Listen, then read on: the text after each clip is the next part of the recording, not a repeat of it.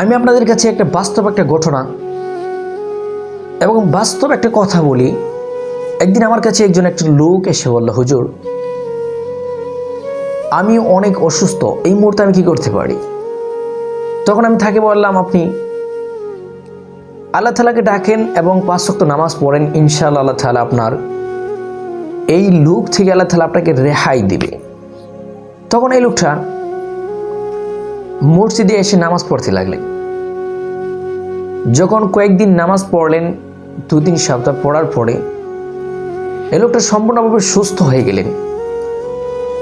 এই লোকটা যখন সুস্থ হলেন, সুস্থ হওয়ার পর থেকে তাকে আমি মসজিদে আর দেখি না।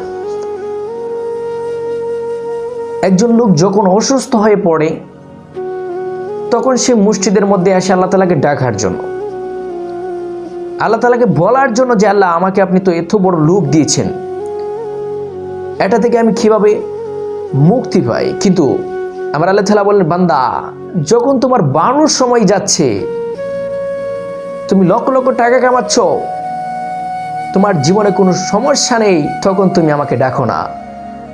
যখন তোমার সমস্যা পড়ে যায়, যখন তোমার কোনো কিছু প্রয়োজন হয়, তুমি তখন আল্লাহ তাআলার কাছে চলে আসো ডাকার জন্য, আল্লাহ তাআলাকে বলার জন্য যে আমার এমন সমস্যা রয়েছে। মানুষ কেমন হয়ে গিয়েছে, যখন তার জীবনে কোনো প্রবলেম আসে বা কোনো সমস্যা আসে তখন আল্লাহ তাআলাকে ডাকে। যখন তার জীবন থেকে তার সম্পূর্ণ প্রবলেমগুলো চলে যায়, আল্লাহ তাআলা সকল কিছু থেকে তাকে মুক্তি দিয়ে দেয়, তখন আর তাকে খুঁজে পাওয়া যায় না। তাহলে আল্লাহ তাআলাকে আপনাকে সব সময় ডাকতে হবে, ভালো সময় আল্লাহ তাআলাকে ডাকতে হবে। আপনার যখন জীবনে খারাপ সময় আসবে তখন আল্লাহ তাআলাকে ডাকতে হবে। তাহলেই তো আপনি আল্লাহ তাআলার কাছের বান্দা হতে পারবেন।